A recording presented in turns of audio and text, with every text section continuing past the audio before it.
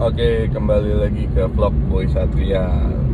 Hari ini saya lagi on the way menuju ke PN Pusat untuk menghadiri sidang PKPU dari proyek apartemen yang saya beli dulu di tahun 2016, 2017 lupa deh. Si pengembangnya itu One Prestasi. Jadi saya udah bayar DP lumayan puluhan juta. Namun dijanjikannya itu 2019 sudah jadi, namun sekarang sudah 2020 bangunannya belum jadi.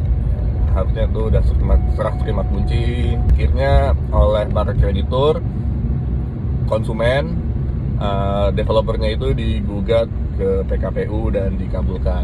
Jadi sekarang lagi tahap sidang PKPU penyelesaian.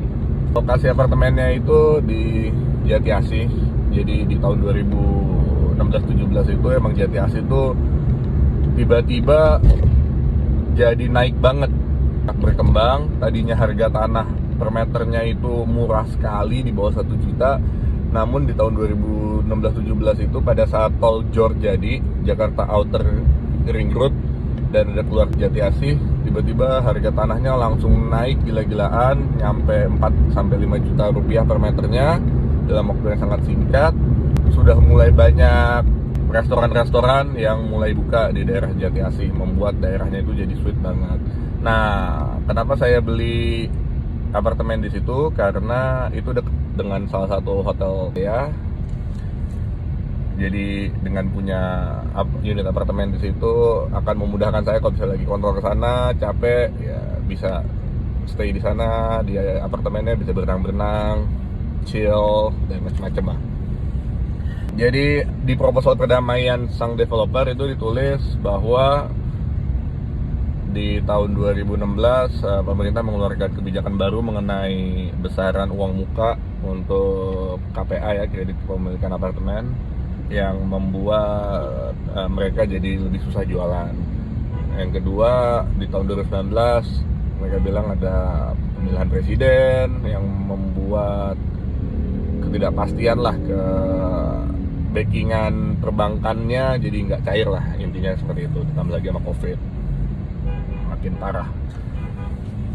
Nah, di proposal perdamaiannya itu mereka bilang bahwa oke, kita akan jual aset tanahnya dan akan hasil penjualannya itu akan dikasihkan ke para kreditur, konsumen termasuk saya.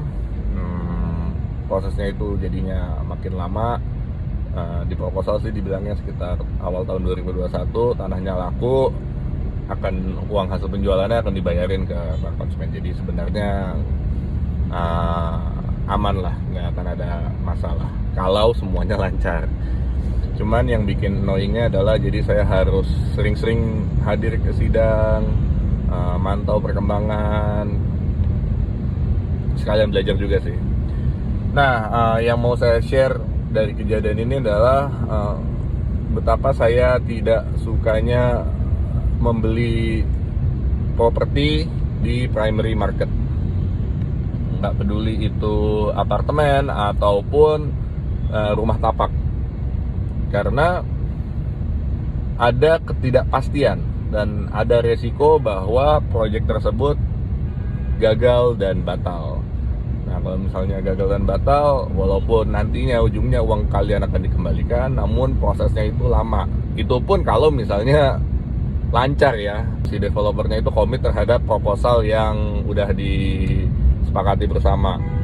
Nah, kalau misalnya tiba-tiba terjadi 1-2 hal yang menghambat proposal tersebut, akhirnya bisa menyebabkan uang para konsumen bisa hilang total. Karena banyak juga kasus di mana para orang udah invest lunas, namun propertinya developernya ngabur, proyeknya nggak jadi, asetnya disita, ternyata asetnya itu tidak cukup untuk membayar semua uang kreditur.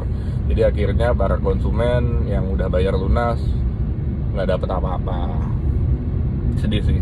Nah, itulah alasan nomor 1 kenapa saya nggak suka beli investasi properti di primary market. Primary market itu adalah properti yang kamu adalah owner pertamanya.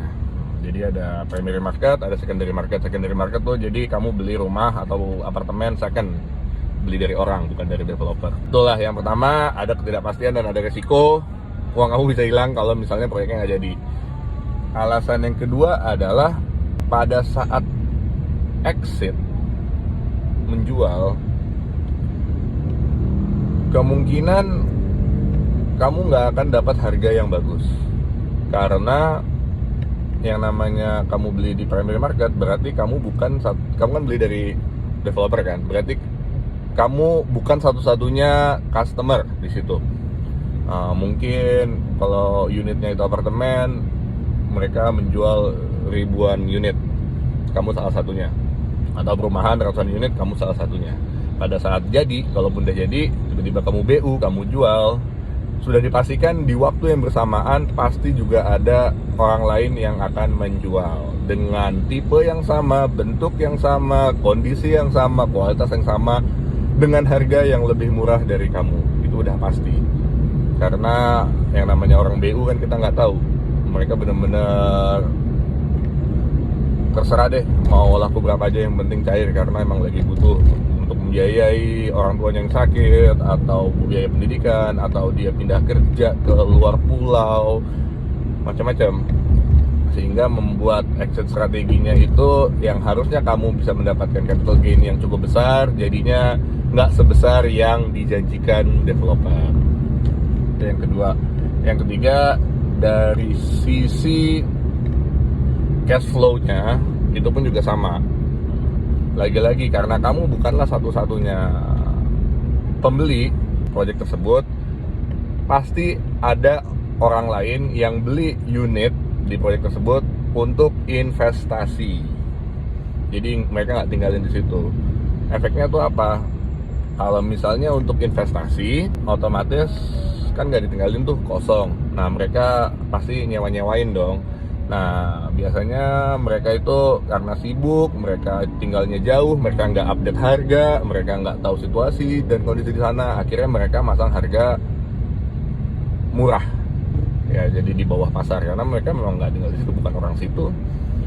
Jadi karena mereka mematok harga sewa yang murah, membuat market di project tersebut jadi ikutan murah nilai pasarnya.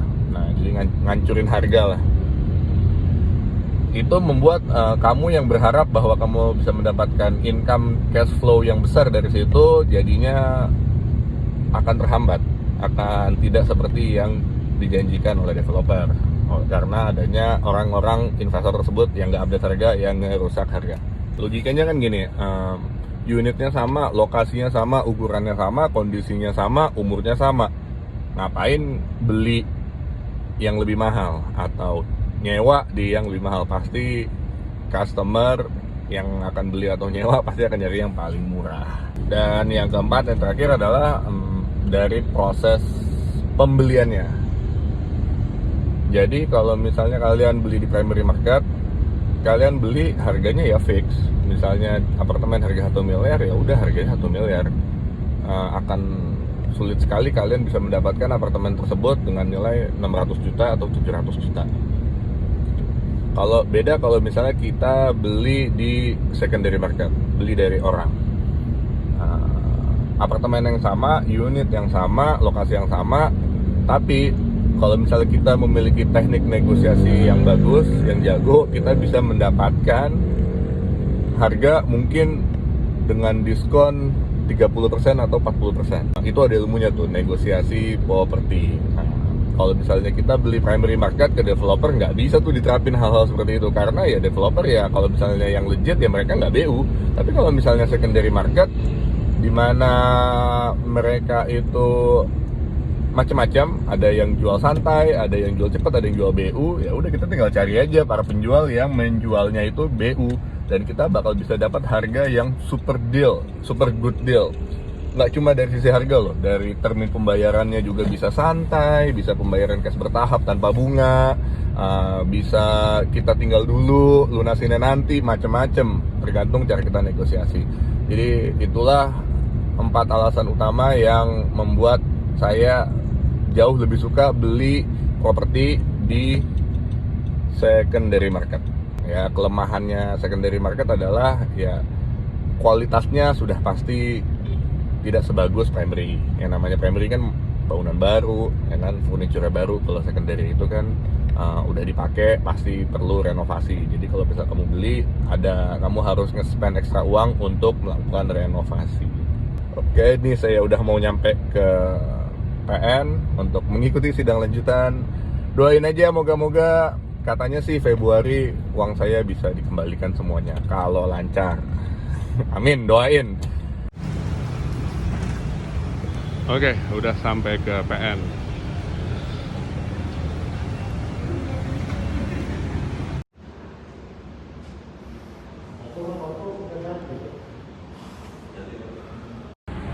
Oke, jadi sidangnya udah selesai.